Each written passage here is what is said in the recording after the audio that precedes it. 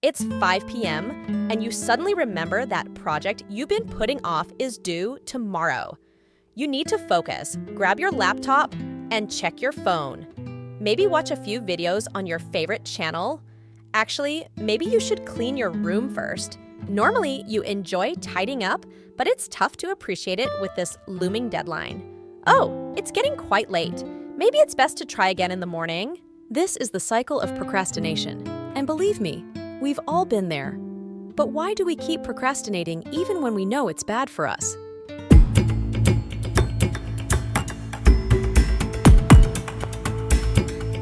To clarify, delaying a task isn't always procrastination. Effective time management involves prioritizing tasks and deciding which ones can wait. Procrastination, however, is avoiding a task you promised to do without a valid reason, even though you know it will have negative consequences. Clearly, it's irrational to engage in behavior you know will harm you. Yet, ironically, procrastination results from our bodies trying to protect us by avoiding tasks perceived as threats. When you're faced with that project, your brain reacts as it would to any threat. The amygdala, a cluster of neurons responsible for emotional processing and threat detection, releases hormones like adrenaline, triggering a fear response. This stress-induced reaction can overpower the rational part of your brain, the prefrontal cortex, which usually helps you think long-term and manage emotions. Amid this fight, flight, or freeze response, you choose to avoid the threat by doing something less stressful. This reaction might seem exaggerated. After all, it's just a deadline, not a bear attack. But tasks that evoke negative feelings like dread, incompetence, and insecurity are prime candidates for procrastination.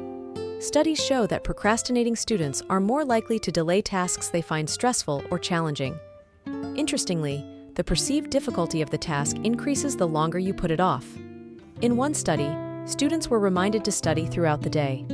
Those who were studying found it manageable, while those procrastinating rated the idea of studying as highly stressful, making it harder to start. Since procrastination is driven by negative emotions, some people are more prone to it than others. Individuals who struggle with emotional regulation and low self-esteem are more likely to procrastinate, regardless of their time management skills. Contrary to popular belief, not all procrastinators are lazy. Laziness involves a lack of energy and general apathy. When feeling lazy, you're more likely to do nothing rather than engage in distracting, unimportant tasks. Many procrastinate because they care too much. They often fear failure, putting things off because they worry their work won't meet their high standards. Regardless of the reason behind it, procrastination usually leads to the same outcomes: anxiety, depression, chronic feelings of shame, increased stress, and physical issues related to high stress. The worst part is, while procrastination harms us in the long term, it temporarily reduces stress, reinforcing it as a coping mechanism for stressful tasks. So, how can we break the procrastination cycle? Traditionally, it was believed that procrastinators needed more discipline and stricter time management. Today, many researchers believe the opposite.